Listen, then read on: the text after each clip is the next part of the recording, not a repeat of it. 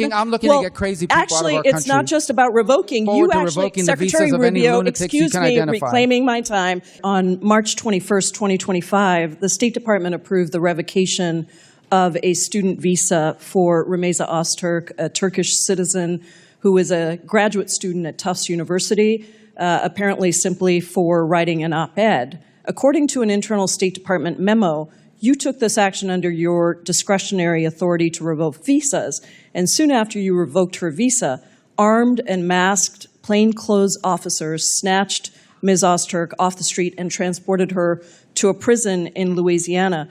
Mr. Secretary, do you really think that Ms. Öztürk's op-ed results in a foreign policy consequence for the United States? I believe that case involves someone whose visa we never would have granted had we known ahead of time. I'm not asking you that question. I'm asking you if you think an op-ed, if an op-ed, which, but that's exactly, in fact, what happened. The State Department wrote a memo concluding that you did not have sufficient grounds to revoke Ms. Öztürk's visa.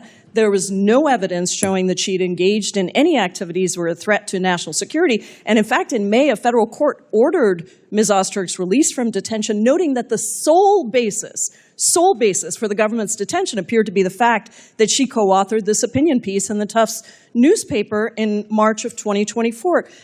Where in the Constitution does it say that the Secretary of State can override the First Amendment protections of free speech? Is there a footnote that I missed somewhere? There's no constitutional right to a student visa. So, but is there a constitutional right? Does it say somewhere that Marco Rubio gets to determine which speech is appropriate and revoke student visas based on what you think constitutes free speech? There's a statute that says the Secretary of State gets to determine whether someone is a threat. We deny visas every day all over the world. Do you think that the Immigration and Nationality Act trumps the Constitution of the United States, Mr. Secretary? Well, Congress can always change the law if you want, but I'm telling you, while I have the authority, I will continue to revoke the visas of these people that come here to tear this country apart. You said that, Mr. Secretary. Let me reclaim my time because you are talking about revoking student visas based on what somebody says, and that means that you are trumping the legal supreme court, the supreme law of the land, which is the Constitution of the United States. No one has a right to a student visa. Mr. Rubio, why did the administration need to use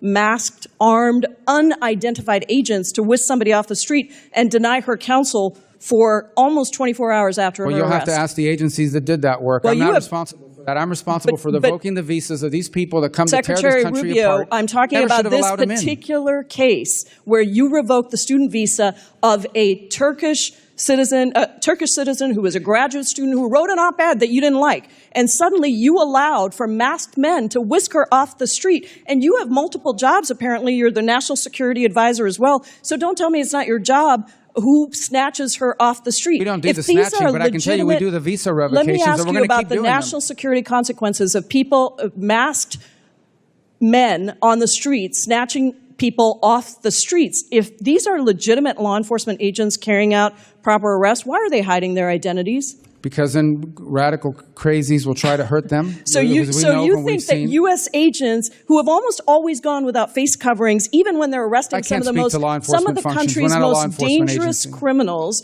suddenly have so much to fear from a graduate student who wrote an op-ed that they need to be masked? Is that that law student was a guest in the United States on a student visa. No one's entitled to a student visa. So you revoked her student visa based on an op-ed which trumps the supreme law of the land, which is the Constitution. Someone's coming up here to stir up problems on our campus. We're going to revoke their visa. She didn't do any of that. She wrote an op-ed. She wrote an op-ed, and I'm talking to you about her particular case. Claims and your claims. Those are not the facts. Reclaiming my time, you revoked her student visa because she wrote an op-ed. And we're going to do more. I have another question for you. Would you revoke the visa of someone in the United States who published claims that, quote, Jews are an untrustworthy and dangerous group? Yes or no? We will revoke the visa of anyone who's in this country as a guest who's here to stir up trouble. Are you going to revoke the visa of somebody who made that? Send me the case. I'll look at it. I'm looking to get crazy people out of our country. It's not just about revoking. You actually, Secretary Rubio, excuse me, reclaiming my time. Can you explain to me why the Trump administration granted refugee status to Charles Kleinhaus, the white Afrikaner who tweeted that exact statement that I just said? There's the case. That's not a visa. You granted You granted that person to enter the United States. That's a totally different process. That's someone that applied here through a totally different process. Secretary Rubio, visas are a privilege. Secretary Rubio, deny them all the time, and we'll revoke them. Revoked a visa based on an op-ed, and then you allowed for masked men to snatch somebody off the street. Your time is expired. That's your claim. That's not accurate. We have to keep winning. We have to win more. We're going to win more.